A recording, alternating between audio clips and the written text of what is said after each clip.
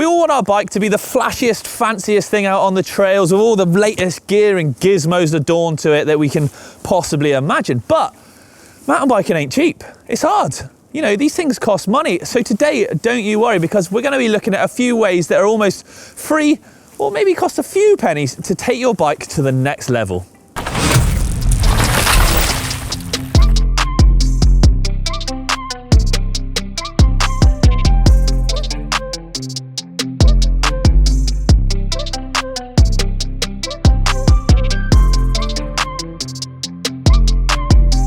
You've bought your new bike and it's amazing. It's quite a weapon and you are chuffed to bits with it. But what do you do with it? How do you get the most out of it? Well, learning about the mechanics of it and how it works, what's involved, looking after it, all the maintenance side of it is a really great thing to get educated on. And it just so happens I know of a couple of great free online ways and online channels, if you like, that can teach you everything you need to know, from skills actually all the way through to the tech side. So actually it's well worth looking up GMBN and GMBN tech for anything you need to know.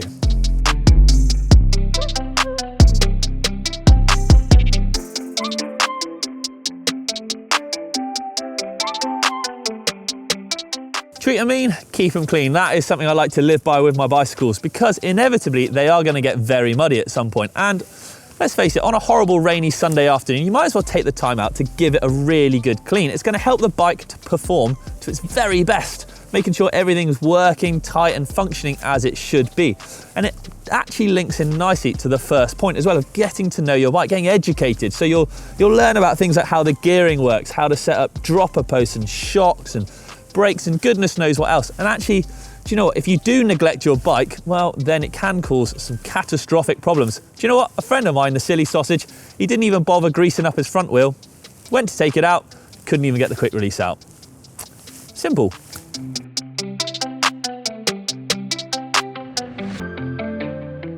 A noisy bike can be a horrible bike. No one wants to hear your frame clattering around with the chain slapping against it left, right and centre. It just sounds awful, can be really, really off-putting. So there are some really clever and actually fairly cheap, or if not free, ways to reduce that noise throughout the bike. Let's start with the back end. Now, on this bike, very luckily, there's a lot of sort of factory fitted rubber pieces left, right and centre to stop that metal on metal action. But if you don't have that on your frame, and a lot of frames don't come with it nowadays, especially on some of the more budget frames, there are some great things you can do. First up, we talk about it quite a lot, but it's that 3M mastic tape. It really does work wonders and you can mold it and make it fit wherever you want.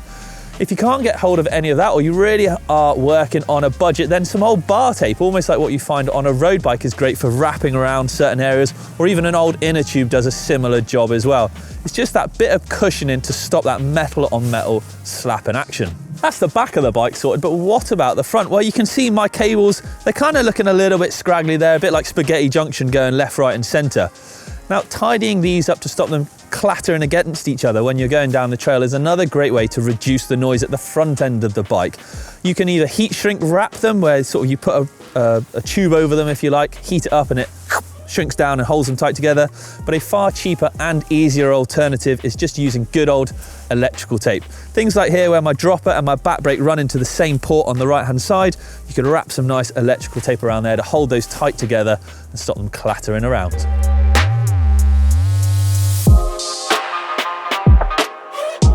The thing about bike maintenance, it can be a bit of a faff, a bit of a hassle if you like. Not many of us genuinely do it as often as we should, because we'd all rather actually be out riding our bike. But here's the thing, it's virtually free just maintaining or keeping on top of your bike. It actually doesn't cost you very much at all, just keeping an eye on the bike and if it's actually working properly, bar having to replace any parts. And do you know what? It gets us more in tune with the bike, how it works, and will generally make us a better rider in the long run.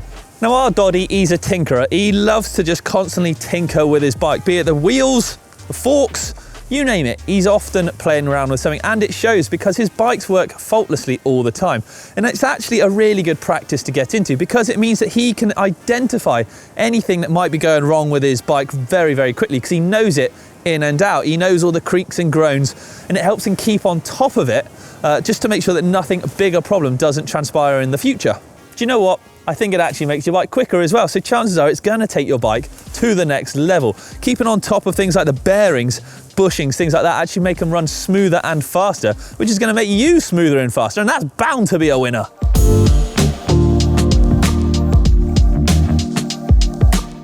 Now these next ones come into the nearly free category of ways of taking your bike to the next level, and it's upgrading a few of the little bits and bobs on your bike. Now, they don't have to be big things like wheels or tyres or really expensive parts like carbon bars or anything like that, although they are great. You know, a lot of us don't start that way. So let's look at some of the cheaper parts that we can do. Things like grips. Now, you could upgrade from the stock grips on your bike, which might be quite a hard rubber and very uncomfortable, to a nice soft pair of aftermarket grips, which might be a bit longer, a bit comfier, a bit thicker, and just suit you better. Really improve the ride that way. Pedals can be a great upgrade as well on your bike. Now, a more budget bike will often come with plastic pedals, which can be very slippery in the winter and just no good for mountain bike. And once you start to advance a little bit, you're going to want a little bit more grip down there. Often manufacturers will make the same pedal but in lots of different versions. So whereas there might be a really expensive, fancy all singing, all dancing version, fear not, you don't have to spend that kind of hard-earned cash to get that. You can get almost a very similar pedal but might have a few downgrades, such as the body may be made of something different, or the bearings are slightly different as well, of course, but it does bring the price down a lot as well. And finally, if you're riding in the winter a lot, then one of these little bad boys is not going to break the bank either. Any kind of mudguard on the front is actually just going to make your ride more enjoyable without all the crud flinging up in your face the whole time. It can just help transform the ride and really make you smile a lot more.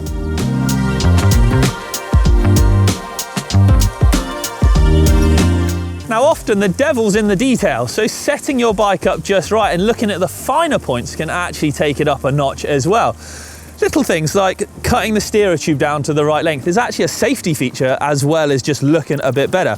You don't need an inch or so of steerer poking out the top. Cut it down almost flush, or maybe with a spacer on top, just that you got a room to maneuver the stem up or down, possibly. Another great one, the chain length. A lot of chains will be actually slightly too long when they come on stock bikes, so you could take a few links out. That'll keep it a little bit tighter, a little bit quieter, linking back nicely to that. And again, it's just a nice little detail on the bike to help turn it up to 11. Whoa! Whoa! Oh, squeaky. Now, you've gone and spent all that time learning about your bike, cleaning your bike, maintaining your bike, knowing everything there is to know about it. But you kind of want to keep it looking that way and keep it feeling nice and fresh. So a really great way to do that is essentially look at places where cable rub or foot rub, things like that might happen, and protect those areas. So if you're getting cable rub in certain areas, a great way of doing this is using things like tape, electrical tape if needs be, is probably the cheapest way, or stickers. Stickers are always given away free, so that's probably even cheaper way again. And just tackling those cable rub spots, or sometimes where the your heel rubs on the chain and seat stays back there. Or if you want to splash a few quid, then things like Nbhd frame kits will absolutely cover the entire bike. If you put one of those on when you get the bike new, it will look new when it comes to taking them off as well, and can really give you sort of a sense of pride on your trusty, beautiful bike.